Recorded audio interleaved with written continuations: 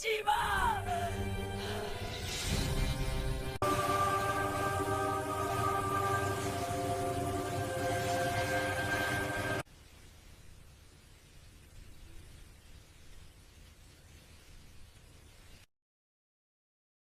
호랑이가 담배 피우다. 사례가 들려 콜록거릴 만큼 먼 옛날 동해에 거친 파도가 깎아지른 절벽을 때리는 돌목 마을이라는 곳이 있었습니다. 이 마을은 이름처럼 거대한 바위들이 바다를 향해 창끝처럼 솟아있어 웬만한 배들은 근처에 가기조차 무서워하는 험하디험한 곳이었습니다.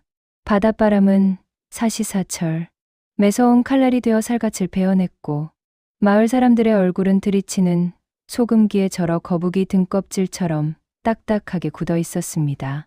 이 외진 마을에서도 가장 구석진 자리, 파도 소리가 지붕의 집단을 흔드는 낡은 초가집 한 채가 위태롭게 서 있었습니다. 그곳은 한때 이 바다에서 작살 하나로 집채만한 고래까지 잡았다던 1등 포수, 광남이 살던 집이었습니다. 광남으로 말할 것 같으면 파도가 하늘 높이 솟구쳐도 눈 하나 깜짝하지 않고 배의 키를 잡던 기운찬 사내였습니다. 하지만 3년 전 하늘도 무심하시지 예기치 못한 큰 풍랑이 그의 인생을 송두리째 앗아가 버렸습니다. 그물을 걷어 올리다 사고로 오른쪽 팔을 잃었고 그를 구하려던 아내마저 차가운 물속으로 영영 사라져버린 것입니다. 한 팔을 잃은 사내에게 남은 것이라곤 오직 7살 난 어린 딸, 바다뿐이었습니다. 아내가 파도 속으로 사라지던 날, 제 엄마의 비명 소리를 마지막으로 들은 바다는 그날 이후로 입을 꾹 닫아버렸습니다. 마을 사람들은 광남을 보며 바다 귀신이 팔 하나를 가져가더니 저 집안의 웃음소리와 딸의 목소리까지 몽땅 가져갔구먼이라며 혀를 찼습니다. 광남의 집안 꼴은 그야말로 눈 뜨고 볼 수 없는 지경이었습니다. 사내 혼자 그것도 한 팔만 가지고 살림을 하며 어린아이를 키우는 것은 하루하루가 지옥 같은 벌이었습니다. 새벽녘 광남은 왼손 하나로 아궁이에 불을 지피려 애를 썼습니다.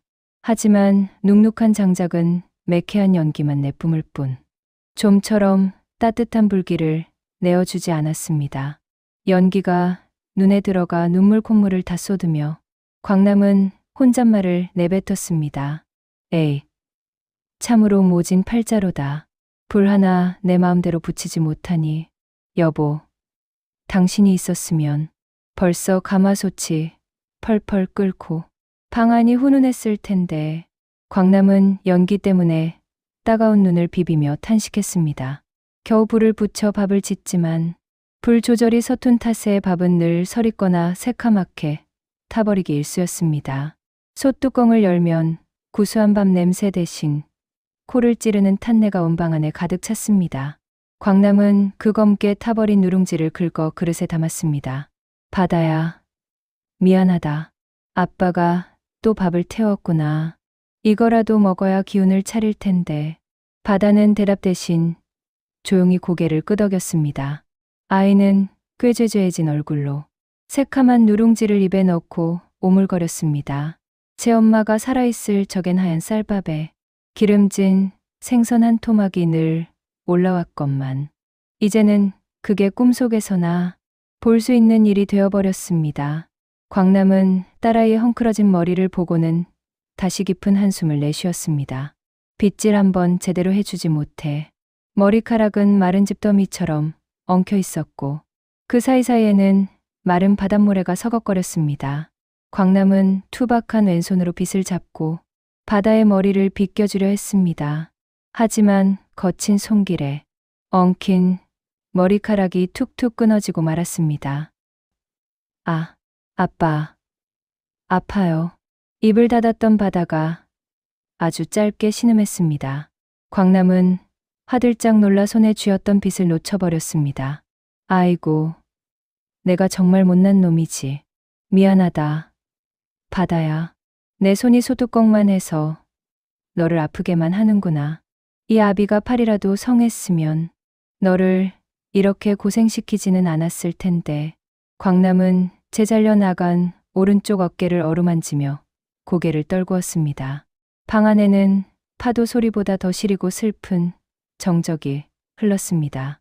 딸아이에게 따뜻한 밥 한 끼, 단정한 머리 모양 하나 해주지 못하는 자신이 너무나 처량하게 느껴졌습니다. 그러던 어느 날, 읍내에 큰 장이 서는 날이었습니다. 광남은 며칠 동안 밤새워 그물을 기어번 푼돈 몇 푼을 챙겨 바다를 데리고 집을 나섰습니다. 바다에 다 떨어진 집신도 새로 하나 사주고, 운이 좋으면 자방고등어 한 손이라도 사서 저녁상을 채워주고 싶은 마음이었지요. 장터는 이른 아침부터 몰려든 사람들로 발 디딜 틈이 없었습니다. 여기저기서 물건값을 깎으려 다투는 소리와 엿장수의 가위 소리가 뒤섞여 정신이 없었지만, 오랜만에 장구경을 나온 바다의 눈은 호기심으로 반짝였습니다. 광남은 바다의 손을 꼭 쥐었습니다. 혹여나 이 시끄러운 인파 속에서 하나뿐인 딸을 잃어버릴까봐 겁이 났기 때문입니다. 바다야, 아빠 손 꼭 잡아라. 한눈 팔면 길을 잃어버린단다. 장터 한복판, 사람들의 비웃음 소리가 유독 크게 들려오는 곳이 있었습니다. 그곳은 일자리를 구하러 온 사람들이나 팔려온 노비들이 줄지어 서 있는 곳이었습니다. 건장한 일꾼들이나 얌전해 보이는 여종들, 틈바구니에서 유독 구석에 쭈그리고 앉아 사람들의 손가락질을 한 몸에 받는 여인이 있었습니다. 그녀는 바로 귀련이었습니다. 그녀를 처음 본 사람들은 하나같이 사람이 아니라 바위 덩어리가 앉아 있는 줄 알았다고 말할 만큼 그녀의 체구는 어마어마했습니다. 장정보다 넓은 어깨에 무명옷이 터질 듯한 팔뚝, 그리고 둥글널쩍한 얼굴의 왼쪽 뺨을 가로지르는 커다란 검은 점까지. 여인이라기보다는 산속에서 호랑이라도 때려잡을 법한 풍채였습니다. 장사꾼은 채찍으로 바닥을 딱딱 치며 소리쳤습니다. 자자, 어서들 보쇼. 이 계집으로 말할 것 같으면 밥은 5사람 몫을 먹지만 힘 하나는 황소 10마리보다 낫소. 맷돌도 한 손으로 돌리고 쌀가마니도 번쩍번쩍 들지. 집안일 하기 귀찮은 양반들. 이 곰 같은 년 하나 데려가면 머슴 새 뿌리는 것보다 나을 거요. 가격은 단돈동전 10립 떨이요. 떨이. 지나가는 사람들은 킬킬대며 기련을 비웃었습니다. 애구구, 저 덩치 좀 봐. 저게 사람이야. 바다 괴물이야? 저런 걸 집에 들였다간 쌀독이 하루 만에 거덜나겠네. 얼굴은 또 어떻고, 귀신도 무서워서 도망가겠구먼. 거저 준대도 난 실소. 저걸 데려다 어디에 써? 조롱 섞인 말들이 화살처럼 날아와 꽂혔지만 귀련은 그저 고개를 푹 숙인 채 거친 숨만 몰아쉬고 있었습니다. 그녀의 낡은 치마 끝단이 파르르 떨리는 것을 본 광남은 왠지 모를 마음의 울림을 느꼈습니다. 팔 하나를 잃고 세상의 눈총을 받으며 살아가는 자신과 단지 덩치가 크다는 이유로 짐승 취급을 받는 저 여인이 똑같이 가엾게 보였기 때문입니다. 광남은 혀를 한번 차고는 바다의 손을 이끌어 지나치려 했습니다. 바다야, 이런 곳은 보는 게 아니다. 어서 가서 맛있는 고등어나 사자꾸나. 그런데 잘 따라오던 바다가 갑자기 제자리에 우뚝 멈춰 섰습니다. 그러더니 잡고 있던 광남의 손을 뿌리치고는 사람들이 모여 있는 곳으로 다다다 달려갔습니다. 깜짝 놀란 광남이 소리쳤습니다. 바다야, 거기 위험해. 이리 오너라. 하지만 바다는 아랑곳하지 않고 쭈그리고 앉아있는 귀련 앞에 멈춰 섰습니다. 그리고는 고사리 같은 작은 손으로 귀련의 거칠고 두꺼운 손을 덥석 잡았습니다. 3년 동안 입을 닫았던 바다가 귀련을 빤히 올려다보더니 작은 입술을 달싹였습니다. 아빠, 저 아줌마한테서 따뜻한 냄새가 나. 우리 엄마 냄새 같아. 주변의 시끄러운 소리가 순식간에 멈춘 듯 했습니다. 광남은 자신의 귀를 의심하며 눈을 크게 떴습니다. 바다가 말을 했습니다. 3년 만에 처음으로 입을 뗀 아이가 가리킨 사람이 세상 모두가 침뱉고 비웃는 저 커다란 여인이었습니다. 장사꾼이 기회를 놓치지 않고 광남에게 다가와 비굴하게 웃었습니다. 오호, 이 꼬마가 사람 볼 줄 아네. 보아하니 선장님, 한 팔로 애 키우기 힘드신 것 같은데 이참에 인연을 데려가쇼. 오늘 장마감이니 특별히 반값에 넘겨드리지. 동전 5립 어떻소? 광남은 고민에 빠졌습니다. 주머니 속에 든 돈은 바다의 신발을 사고 고등어를 사기에도 빠듯한 돈이었습니다. 이 여인을 데려가면 밥을 굶길지도 모른다는 걱정도 앞섰습니다. 하지만 바다는 귀련의 손을 놓지 않은 채 광남을 간절하게 바라보았습니다. 아이의 눈에는 귀련의 얼굴에 난점이나 커다란 덩치가 아니라 그 넓은 품 안에 숨겨진 돼지 같은 따스함이 보였던 모양입니다. 광남은 하늘을 한번 쳐다보고는 결심한 듯 주머니를 풀었습니다. 내 팔자가 앞으로 어찌 될지는 모르겠소만 아이가 저토록 원하니 어쩔 도리가 없구려. 여기 돈 받으쇼. 대신 이 여자를 짐승 취급하지 않겠다고 약속하시오. 묶어둔 줄도 필요 없소. 우리는 사람을 묶어서 데려가는 집안이 아니니까. 장사꾼은 돈을 챙기자마자 콧노래를 부르며 멀리 사라졌습니다. 귀련은 어리둥절한 표정으로 광남과 바다를 번갈아 보았습니다. 3년 만에 목소리를 낸 아이와 한 팔뿐인 몸으로 자신을 지켜준 사내, 그녀의 눈에 굵은 눈물방울이 맺혀 바닥을 적셨습니다. 나으리, 저는 밥을 참 많이 먹습니다요. 그래도 정말 괜찮으시겠습니까요? 광남은 무뚝뚝하게 앞장섰습니다. 덩치 값을 하려면 잘 먹어야지. 내가 한 팔이라도 바다에서 물고기 한 마리 못 잡을 정도는 아니니 걱정 마시오. 어서 갑시다. 우리 집은 좁고 비린내가 나지만 최소한 구박하고 때리는 사람은 없소. 귀련은 바다를 번쩍 들어 자신의 넓은 등에 업었습니다. 바다는 귀련의 등 위에서 까르르 웃음을 터뜨렸습니다. 우와, 아빠. 이 아줌마 등 정말 넓어. 푹신푹신한 구름 위에 올라탄 것 같아.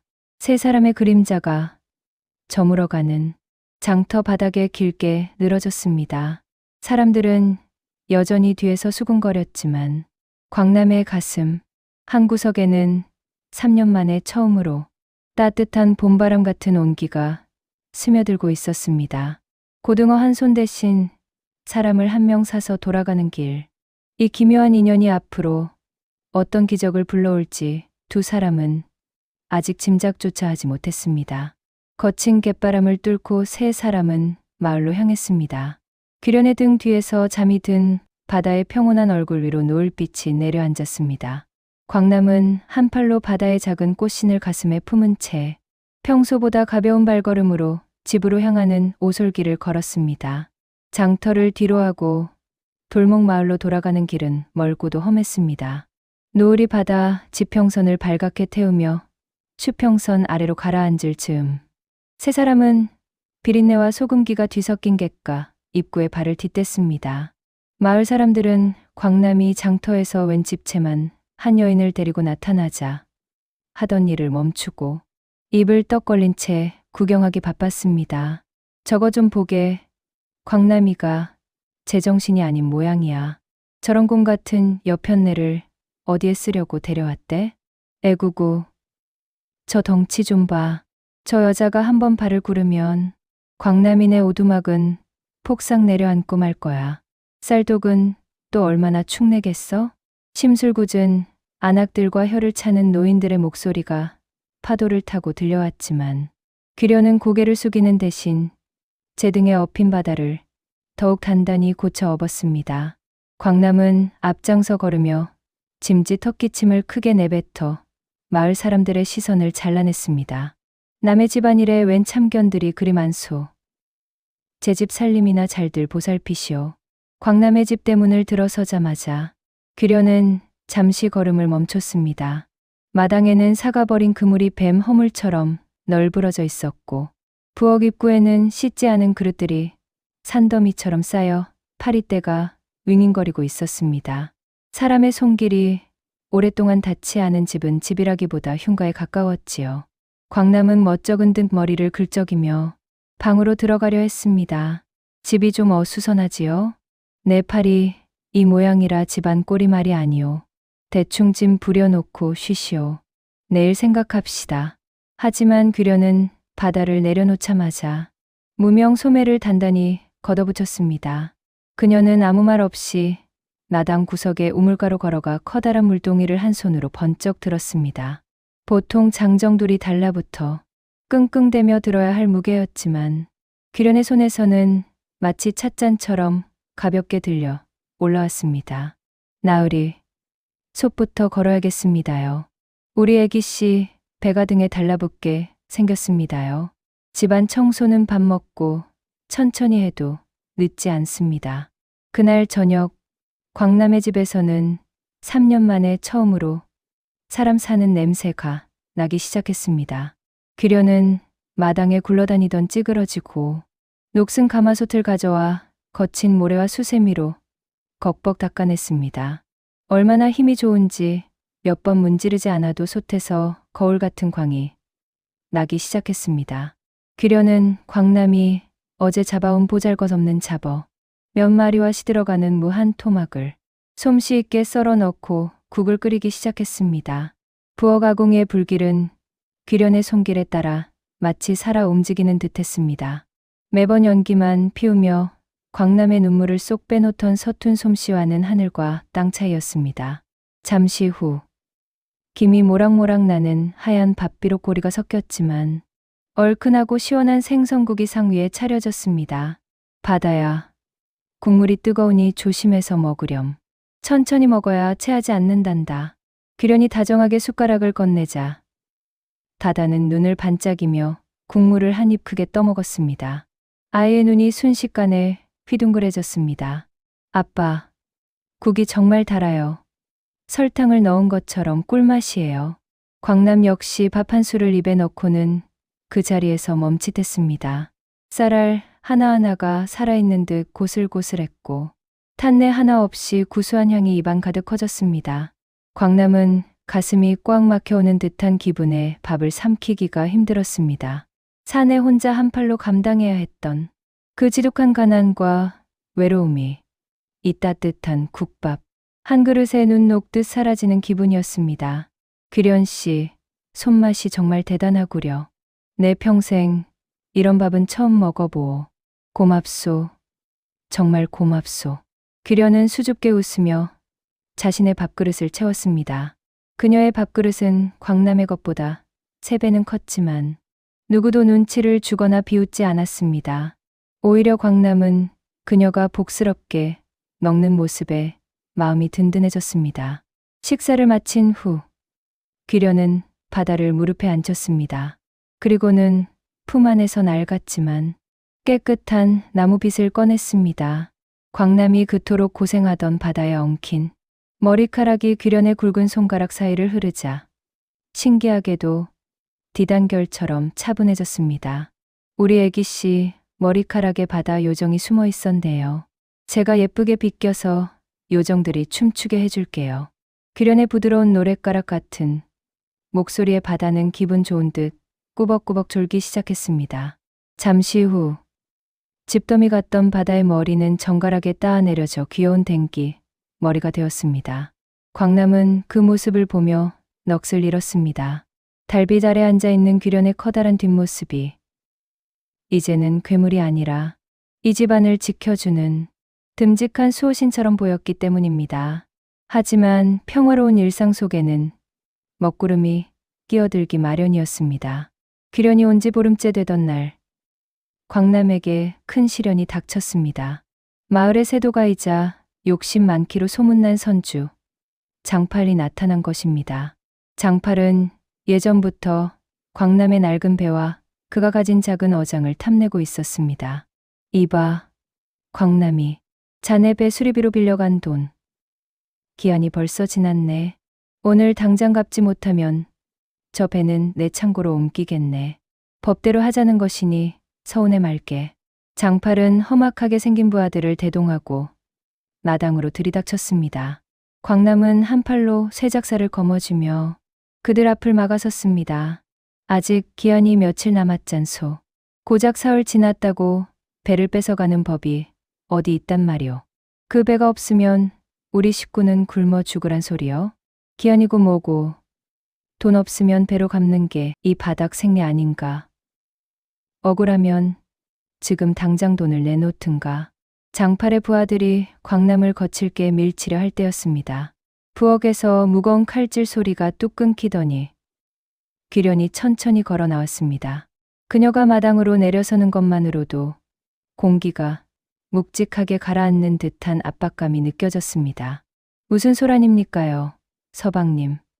손님들이 예의가 참 없으시네요. 귀련이 서방님이라는 말을 내뱉자 장팔 일당은 배를 잡고 구르며 웃어댔습니다. 푸아, 광남이, 자네 눈이 어떻게 된 거 아닌가? 저런 곰 같은 여편네를 안 사람이라고 들였어? 어이, 괴물 아줌마, 살림이나 조용히 하시고 가서 잠이나 자셔. 자네 몸집이면 집이라도 부서질까 겁나네. 장팔이 귀련의 어깨를 툭 치며 비웃었습니다. 그 순간 귀련의 인자하던 눈빛이 싸늘한 바다처럼 변했습니다. 그녀는 눈 깜짝할 새 장팔의 팔목을 덥석 잡았습니다. 굵은 고목나무 뿌리 같은 그녀의 소나귀에 잡히자 장팔의 얼굴이 순식간에 흙빛으로 변했습니다. 이거 놓으라고. 이 괴물 같은 년이 어디서 감히 손을 대. 귀련은 눈 하나 깜짝하지 않고 장팔의 손목을 살짝 비틀었습니다. 우득하는 소름 끼치는 소리와 함께 장팔이 비명을 지르며 바닥에 고꾸라졌습니다. 우리 나으리께 함부로 손대지 마십시오. 한 번만 더 이 집 대문을 무리하게 넘는다면 그땐 당신 팔을 배돛대처럼 부러뜨려 놓겠습니다요. 사람 대접받고 싶으면 사람답게 행동하시지요. 귀련의 낮은 목소리에는 거친 파도보다 무서운 위험이 서려 있었습니다. 장팔 일당은 귀련의 믿기지 않는 괴력에 눌려 혼비백산하며 대문 밖으로 도망쳤습니다. 두고 보자. 감히 이 장팔이한테 수치를 주다니. 내 반드시 후회하게 만들어주마. 장팔이 멀리서 소리치며 사라졌지만 광남의 마음은 천근만근 무거웠습니다. 빚을 갚지 못하면 결국 괴를 뺏길 것이고 그러면 아이를 먹일 길이 막막했기 때문입니다. 그날 밤 귀련은 잠든 바다의 얼굴을 한참 동안 쓰다듬다가 조용히 자리에서 일어났습니다. 그녀는 광남의 방문 앞에 서서 들릴 듯 말 듯 나지막이 속삭였습니다. 나으리, 걱정 마십시오. 바다는 결코 진심을 다하는 사람을 배신하지 않는답니다요. 귀련은 그 길로 마을 사람들이 신령님이 노하셨다며 근처에도 가지 않는 검은 소용돌이 해안으로 향했습니다. 그곳은 물살이 워낙 거세고 수심이 깊어 웬만한 해녀들도 발을 들였다가는 시신조차 찾지 못한다는 죽음의 바다였습니다. 귀련은 거추장스러운 옷을 벗어 던지고 차가운 밤바다 속으로 거침없이 뛰어들었습니다. 그녀의 거대한 체구는 물속에 들어가자마자 물개보다 유연하게 움직였습니다. 보통 사람이라면 숨이 막혀 금세 튀어 올라올 깊이까지 그녀는 계속해서 내려갔습니다. 심해의 어둠 속에서 귀련의 눈이 번뜩였습니다. 바위 틈, 깊숙한 곳, 수백 년 동안 인간의 발길이 닿지 않은 곳에 렁롱한 빛을 내뿜는 거대한 전복들이 다닥다닥 붙어 있었습니다. 그리고 그 전복들 사이로 은은한 보랏빛, 광채를 내뿜는 전설의 흑발, 진주가 박힌 대왕조개가 입을 벌리고 있었습니다. 귀련은 허리춤에 창칼을 뽑아 들었습니다. 거센 조류가 그녀를 휩쓸어 가려 했지만 그녀의 근육은 바위처럼 단단하게 버텨냈습니다. 마침내 그녀의 손이 흑발 진주를 움켜쥐는 순간 바다 깊은 곳에서 거대한 울림이 들려왔습니다. 다음 날 아침 광남이 잠에서 깨어났을 때 그의 눈앞에는 믿기지 않는 풍경이 펼쳐져 있었습니다. 낡은 밥상 위에는 어제까지 보이지 않던 눈부신 진주 수십 알과 얼음머리통만 한 전복들이 가득 쌓여 있었습니다. 그리고 그 옆에는 온몸에 짠 소금기를 머금은 채 곤히 잠든 규련이 있었습니다. 광남은 떨리는 손으로 진주를 만져보았습니다. 이것이 정령 꿈은 아니겠지. 규련 씨, 당신은 대체 어떤 사람이오?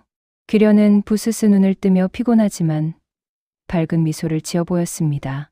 나으리, 이제 빚 걱정은 접어두셔도 됩니다요.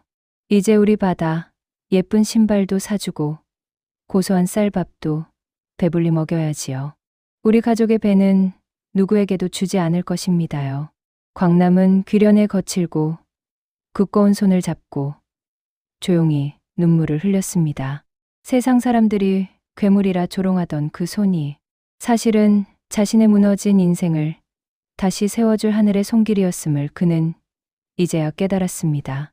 하지만 이 영롱한 진주가 가져올 풍요가 또 다른 탐욕의 불꽃을 지필 것이라는 사실을 두 사람은 아직 짐작하지 못하고 있었습니다. 규련이 깊은 바다 밑바닥에서 건져 올린 보랏빛 진주들은 돌목 마을뿐만 아니라 인근 고을까지 발칵 뒤집어 놓기에 충분했습니다. 광남이 그중 작은 진주 하나를 들고 읍내에서 가장 큰 약재상과 보석상을 찾아갔을 때 수십 년간 보물만 다뤄온 노련한 상인은 손을 벌벌 떨며 그것이 전설로만 내려오던 바다의 눈동자임을 알아차렸습니다. 광남의 전대는 며칠 만에 묵직한 돈 꾸러미로 채워졌습니다. 그 돈으로 가장 먼저 한 일은 장팔에게 빌린 빚을 깨끗이 청산하는 것이었습니다. 광남은 장팔의 집 대문을 당당히 열고 들어가 그가 보는 앞에서 은전 주머니를 내던졌습니다. 자, 여기 당신이 노래를 부르던 빚이오. 이자로 더 얹었으니 이제 내 대 근처에는 얼씬도 하지 마시오. 장팔은 돈 주머니를 받아들고도 기뻐하기는커녕 눈동자를 번득이며 광남의 뒷모습을 노려보았습니다. 저 외팔이 도적놈이 어디서 저런 큰 돈을 만졌단 말인가. 필시 그 덩치 큰 계집이 무언가 대단한 보물 창고라도 알아낸 게 분명하다는 확신이 들었습니다. 탐욕은 한번 자리를 잡으면 독사처럼 마음을 갉아먹는 법이지요. 장팔은 그날로 마을의 거친 왈패들과 근처 항구의 질 나쁜 사내들을 불러 모았습니다. 한편 광남의 집은 유례없는 풍요 속에 웃음꽃이 피어났습니다. 텅 비어있던 쌀독에는 기름진 햅쌀이 가득 찼고 마당에는 질 좋은 장작이 산더미처럼 쌓였습니다. 바다는 규련이 지어준 분홍색 비단옷을 입고 새로 산 꽃신을 신은 채 마당을 나비처럼 뛰어다녔습니다. 엄마, 아니, 아줌마, 이 옷 정말 예뻐요. 바다 바람을 타면 꼭 하늘을 나는 것 같아요. 바다가 처음으로 규련을 향해 엄마라는 말을 내뱉으려다 멈췄을 때 규련의 가슴은 울컥하는 뜨거운 것으로 가득 찼습니다. 규련은 커다란 손으로 바다의 작은 손을 감싸 쥐었습니다. 애기씨, 제가 엄마가 되어드리기엔 너무 투박하고 못생겼지요? 그래도 마음만큼은 이 바다보다 더 넓게 우리 애기씨를 품어줄게요. 광남은 툇마루에 앉아 그 광경을 흐뭇하게 바라보며 곰방대를 물었습니다. 한쪽 팔이 없어 늘 허전했던 오른쪽 어깨가 이제는 규련이라는 든든한 버팀목 덕분에 더 이상 시리지 않았습니다. 하지만 사냥꾼의 본능이었을까요? 그날 저녁 바다 위로 내려앉는 노을이 유난히 핏빛으로 붉게 물드는 것을 보며 광남은 묘한 불안감을 느꼈습니다. 그날 밤 바람마저 숨을 죽인 고요한 삼경 새벽 1시 무렵이었습니다. 마을의 개들이 일제히 짖어대기 시작하더니 광남의 집 대문이 부서질 듯한 소리와 함께 열렸습니다. 이봐라, 외파리 선장. 좋은 말로 할 때 그 진주들이 어디 숨겨져 있는지 당장 불어라.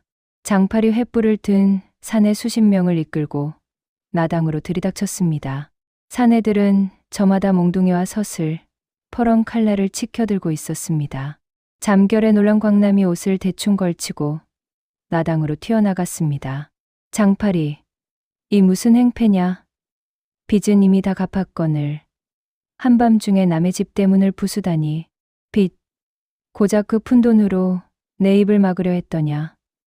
내 놈이 가진 진주는 원래 이 바다의 것이고 이 마을의 세도가는 나다. 나라의 보물을 개인이 숨기는 것은 영모나 다름없으니 순순히 내놓지 않으면 저 괴물 계집과 내 딸년의 목숨은 장담 못한다. 장팔의 비열한 협박에 방 안에서 바다가 울음을 터뜨렸습니다. 귀련은 바다를 제 등 뒤로 숨기고 눈을 열어젖혔습니다. 그녀가 마당으로 내려서자 횃불빛에 비친 거대한 그림자가 벽면에 대수처럼 드리워졌습니다. 또 오셨군요. 지난번엔 손목으로 끝났지만 오늘은 그 입을 다시는 놀리지 못하게 해드려야겠네요. 귀련의 낮은 목소리가 깔리자 왈패들이 주춤하며 뒷걸음질 쳤습니다. 하지만 장팔은 칠득이라 불리는 덩치 큰 사내를 앞세웠습니다. 칠득이는 이 근방에서 사람 여러 잡기로 소문난 무식한 장사였습니다. 저 덩치 좀 봐라. 소문보다 더 어마어마하구먼. 어이 곰탱이 아줌마. 그 예쁜 주먹으로 내 가슴팍이나 한번 쳐보시지. 칠득이가 비웃으며 몽둥이를 휘둘렀습니다. 광남은 왼손으로 구석에 있던 쇠작살을 낚아채어 맞섰습니다. 내 식구를 건드리는 놈은 이 작살에 고기처럼 꿰일 줄 알아라. 광남은 한 팔뿐이었지만 왕년의 솜씨를 발휘해 달려드는 사내의 발목을 찔렀습니다. 비명소리가 마당을 가득 채웠습니다. 하지만 머릿수에는 장사가 없었습니다. 사방에서 날아오는 몽둥이질의 광남은 어깨를 얻어맞고 바닥에 무릎을 꿇었습니다. 아빠, 바다의 절규가 들리는 순간 귀련의 눈에서 푸른 불꽃이 튀었습니다. 그녀는 옆에 있던 연자맷돌의 윗돌을 두 손으로 움켜쥐었습니다. 장정대여섯이 달라붙어도 꿈쩍 않던 그 거대한 돌덩이가 귀련의 손에서 깃털처럼 가볍게 들려 올라갔습니다. 내 남편을, 내 아이를 건드리지 마라. 귀련이 포효하며 맷돌을 휘둘렀습니다. 쾅! 소리와 함께 맷돌이 바닥에 박히며 땅이 지진이라도 난 듯 흔들렸습니다. 왈패들은 그 기세에 눌려 엉덩방아를 찧었고 칠득이는 귀련의 주먹 한 방에 저 멀리 담장 너머로 날아가 처박혔습니다. 귀련은 피를 흘리며 쓰러진 광남을 부축해 일으켰습니다. 그녀의 손은 부들부들 떨리고 있었습니다. 분노 때문이 아니라 사랑하는 이가 다쳤다는 공포 때문이었습니다. 나으리, 괜찮으십니까요? 제가 너무 늦었습니다요. 광남은 간신히 숨을 내쉬며 귀련의 피 묻은 손을 꼭 잡았습니다. 아니요, 당신이 있어. 우리 집이 무너지지 않았소. 하지만 저놈들 여기서 멈추지 않을 거요. 장팔은 멀리 도망가면서도 악을 썼습니다. 네 이놈들, 감히 관아의 허락도 없이 보물을 숨기고 민간인을 폭행해? 내 내일 당장 사또 나리께 고하여 너희를 역적의 무리로 다스릴 것이다. 저 괴물년의 가죽을 벗겨 바닷가에 매달아 주마. 장팔 일당이 물러간 마당에는 차가운 새벽바람만 감돌았습니다. 귀련은 바다를 품에 안고 한참을 울었습니다. 자신의 비범한 힘이 그리고 바다가 준 선물이 오히려 사랑하는 가족을 위험에 빠뜨렸다는 생각에 괴로웠던 것입니다. 그날 새벽 광남은 결단을 내렸습니다. 귀련 씨, 이제 이곳은 더 이상 안전하지 않소. 탐욕의 눈먼 자들은 끝까지 우리를 쫓을 거요. 차라리 저 바다 너머 아무도 모르는 곳으로 떠납시다. 당신과 나, 그리고 우리 바다만 있다면 그곳이 어디든 낙원 아니겠소? 귀련은 눈물을 닦으며 고개를 끄덕였습니다. 나으리가 가시는 곳이라면 저 지옥 끝이라도 따르겠습니다요. 다만 떠나기 전에 저들에게 우리가 만만한 존재가 아님을 똑똑히 보여줘야 합니다. 두 사람은 어둠을 틈타 짐을 챙겼습니다. 흑진주는 바다의 인형 속에 깊숙이 숨겼고 광남은 낡은 배 바다호에 돛을 손질했습니다. 그런데 배로 향하던 중 귀련은 잠시 멈춰 서서 마을 입구에 있는 커다란 바위에 무언가를 새기기 시작했습니다. 그녀의 손가락 끝이 바위를 깎아낼 때마다 불꽃이 튀었습니다. 사람의 눈은 껍데기를 보나 바다의 눈은 진실을 본다. 탐욕을 품고 바다에 드는 자. 파도가 그 무덤이 되리라. 귀련이 남긴 서늘한 경고문이 아침 햇살에 빛나기 시작할 무렵 바다오는 닻을 올리고 안개 자욱한 수평선을 향해 미끄러져 나갔습니다.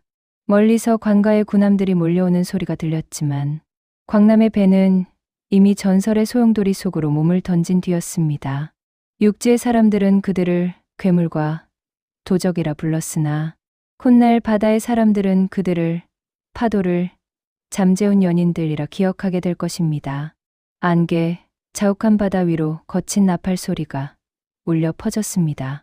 돌목마을의 작은 부둣가를 떠난 바다오의 뒤편으로 장팔의 간악한 고변을 들은 사또가 흑진주의 눈이 멀어 군사들을 직접 몰고 추격에 나선 것이었습니다.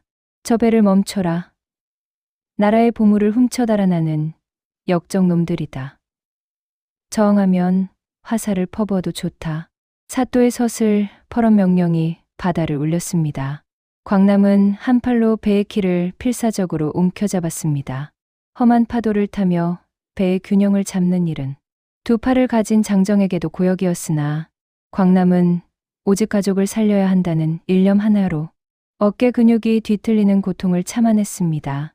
귀련씨, 바다를 데리고 선실 깊숙이 들어가시오.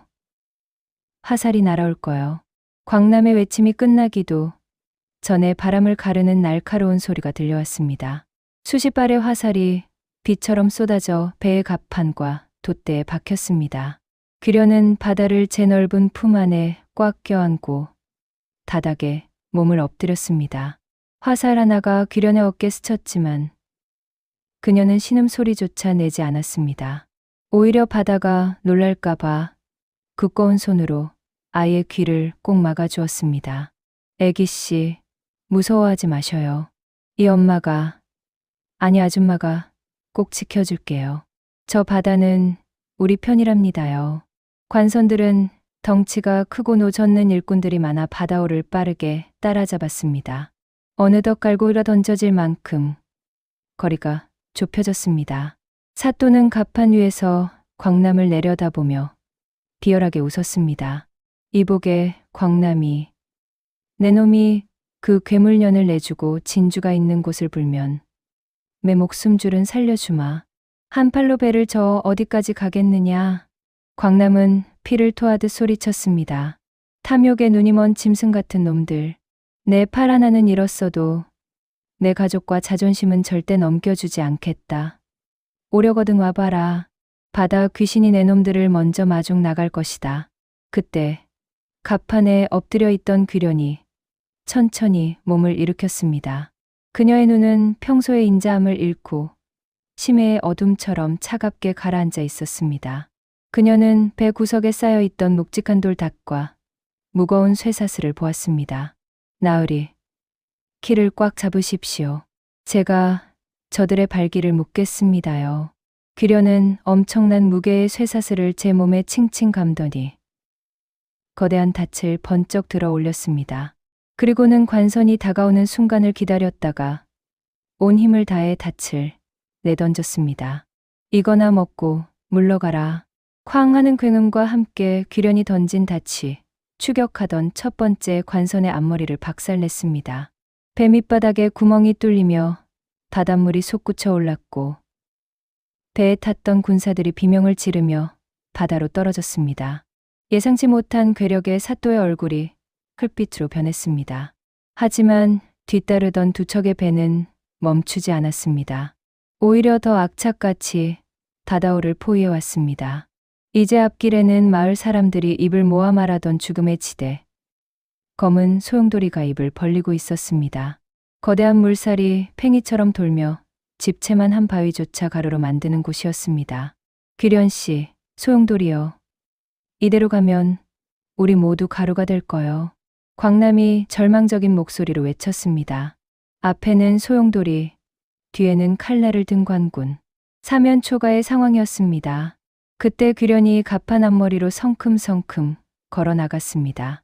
그녀는 바다를 향해 두 팔을 벌리고 기묘한 소리를 내기 시작했습니다. 그것은 노래 같기도 하고 거대한 파도가 울부짖는 소리 같기도 했습니다. 바다의 신령님, 이 불쌍한 이들의 길을 열어주소서. 우리 아이의 눈물을 닦아주소서. 귀련의 목소리가 바다를 뒤덮자 신기한 일이 벌어졌습니다. 배 주위를 감싸던 거친 물살이 마치 길을 터주듯 양옆으로 갈라졌습니다. 바다오는 그 거대한 소용돌이의 중심부, 가장 평온한 길을 따라 미끄러지듯 들어갔습니다. 반면 뒤쫓던 관선들은 미처 방향을 틀지 못하고 노동치는 물살 속으로 빨려 들어갔습니다. 살려주게. 으악, 배가 부서진다. 사또의 비명과 장팔의 단명이 소용돌이 속으로 흩어졌습니다. 탐욕을 싣고 온 배들은 거대한 자연의 힘 앞에 종이배처럼 찢겨나갔습니다. 오직 바다오만이 귀련의 인도를 받아 안개, 자욱한 소용돌이의 눈을 무사히 통과했습니다.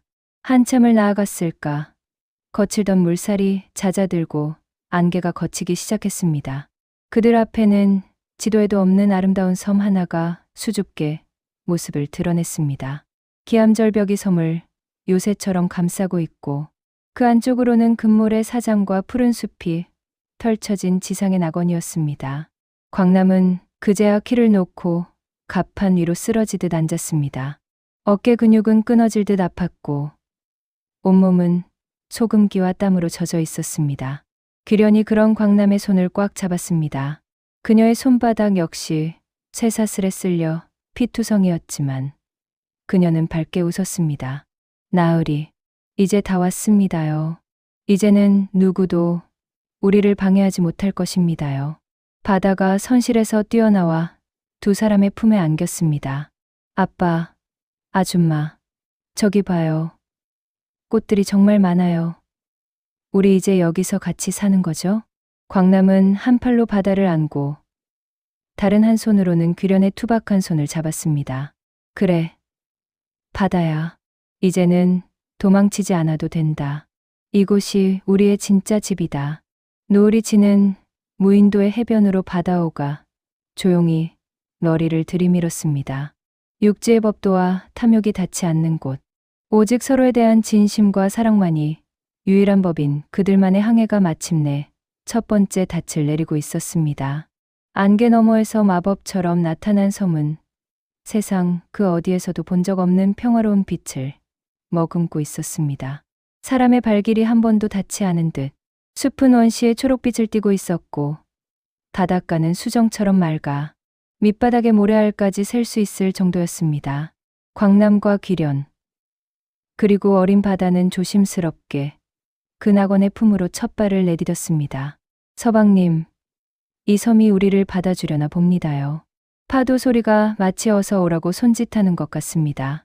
귀련의 목소리는 떨리고 있었습니다. 평생을 괴물이라 손가락질 받으며 떠돌던 그녀에게 이 아무도 없는 섬은 두려움의 대상이 아니라 유일한 안식처였습니다. 광남은 한 팔로 바다를 번쩍 안아 올리고는 귀련의 든든한 어깨를 감싸 안았습니다. 임자, 고생 많았소.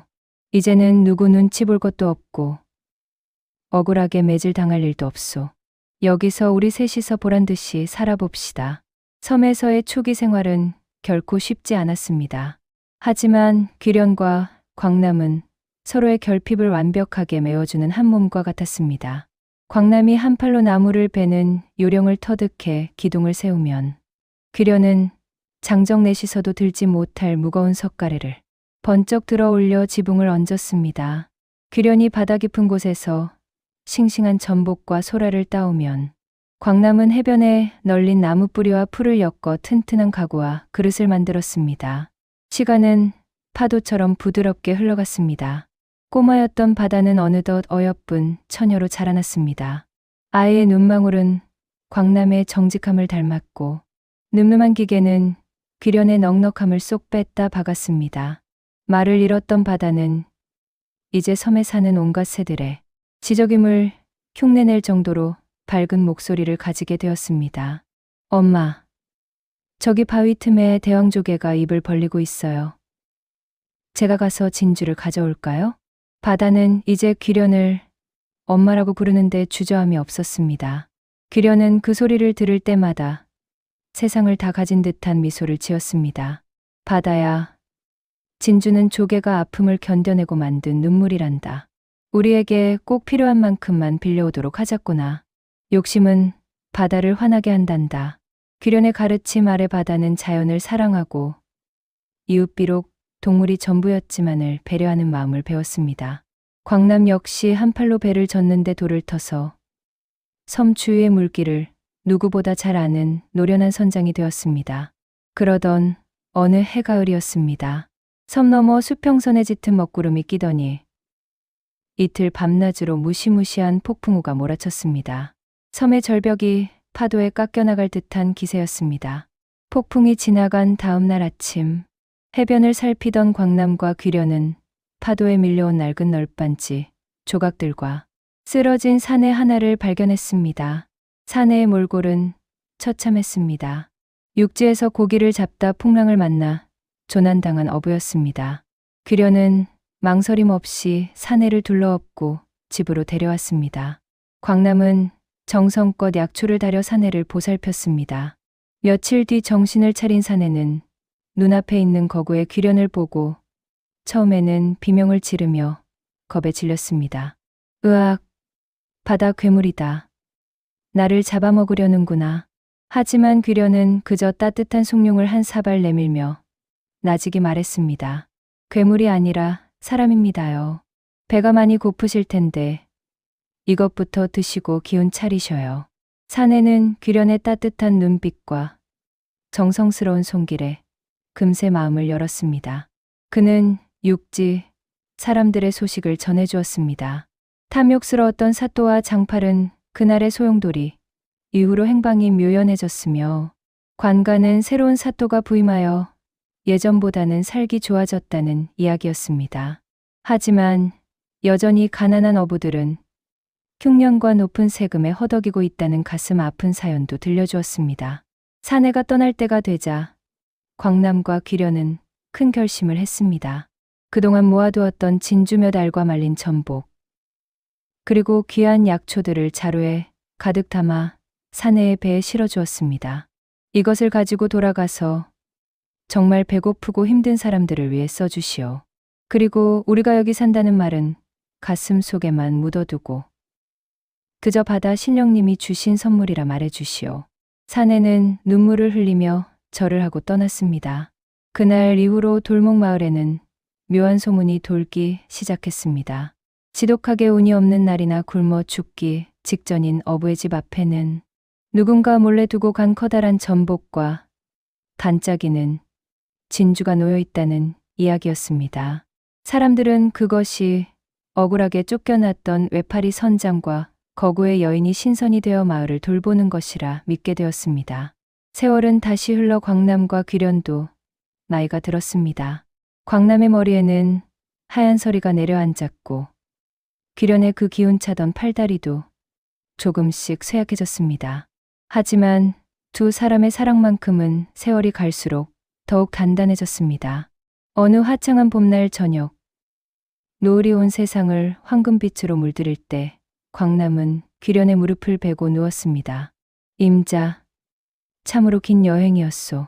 돌이켜보면 그날 장터 구석에 앉아있던 당신의 손을 잡은 것이 내 인생에서 가장 잘한 일이었소. 당신의 그 넓은 어깨가 아니었다면 나는 진작에 파도에 휩쓸려 사라졌을 거요. 귀련은 투박하고 주름진 손으로 광남의 머리카락을 쓸어내렸습니다. 아닙니다요, 서방님. 제 못생긴 얼굴과 산더미 같은 덩치를 보고도 사람으로 봐주신 서방님의 눈이 아니었다면 저는 평생 짐승처럼 살다 죽었을 겁니다요. 서방님은 제게 사람으로 사는 법과 사랑받는 법을 가르쳐 주셨습니다. 광남은 미소 지으며 조용히 눈을 감았습니다. 그의 손은 끝까지 귀련의 손을 꽉 잡고 있었습니다. 귀련 역시 얼마 지나지 않아 남편의 뒤를 따랐습니다. 바다는 부모님을 섬에서 가장 해가 잘 드는 언덕에 나란히 모셨습니다. 바다는 부모님이 남겨주신 바다호를 타고 수평선 너머로 항해를 떠났습니다. 그녀의 곁에는 섬에서 길들인 영리한 바다 표범과 갈매기들이 친구가 되어 주었습니다. 그녀는 부모님의 이야기를 노래로 만들어 바다 곳곳에 퍼뜨렸습니다. 그 노래는 훗날 동해의 어부들 사이에서 입에서 입으로 전해지는 전설이 되었습니다. 사람은 껍데기를 보지만 바다는 그 속살을 본다네. 외파리 사내의 용기와 거구, 여인의 따뜻함이 만나 파도도 잠재우는 큰 사랑을 이루었네. 겉모습에 속지 마오. 세상의 모든 보석은 가장 깊고 어두운 곳에 숨겨져 있는 법이라네. 지금도 안개 자욱한 새벽, 동해 바다 끝자락을 항해하다 보면 어디선가 웅장하면서도 포근한 여인의 노랫소리가 들려온다고 합니다. 그 소리를 들은 어부들은 그날 하루만큼은 욕심을 버리고 자신보다 더 가난한 이웃을 위해 물고기 한 마리를 내어준다고 하지요. 외형의 결핍을 영혼의 충만함으로 채웠던 두 사람의 이야기는 그렇게 소금기 섞인 바람을 타고 대대손손 전해지며 사람들의 차가운 마음을 녹여주는 따뜻한 등불로 남았습니다. 재미있게 보셨다면 구독과 좋아요 부탁드립니다. 감사합니다.